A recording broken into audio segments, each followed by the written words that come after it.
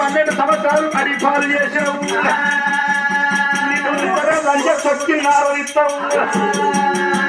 చూడకు చూడకు అన్నా కళ్ళు గుడ్లు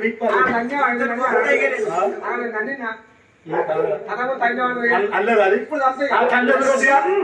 నీదే రాజ్యం చూసుకో.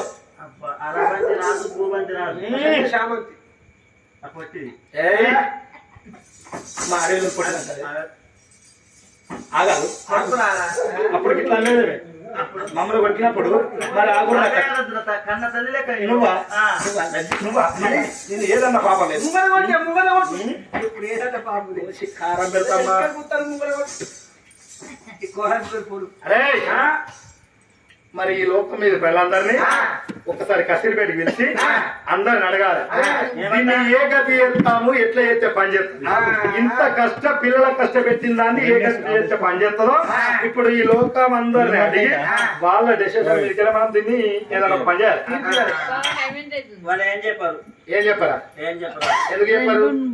నువ్వు మంచి పని చేసినావు కాబట్టి.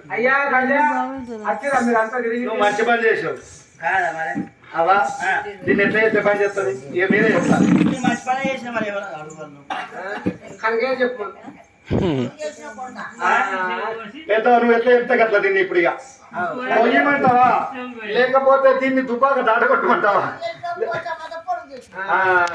గతి చూసినావా చూసినావే గొడుసోదు నీ అసంటే దుబ్బాకలో ఉండేనంటే దుబ్బాకాగం అవుతుంది. ఇక నిన్ను ఉంచద్దు లంజే ఏం చేస్తారు కొడుకులారా నిన్ను తీసుకుపోయి ఒక్కసారి నువ్వు కొడతాను నాకు వేయకుండా జిర్రి వాళ్ళెట్టవుతున్నావు కిరి నిన్ను కనుకనే ఒక్కసారి ప్రాణం తీస్తే మేము పడ్డ కట్టం నీకెట్లా అర్థమవుతుంది?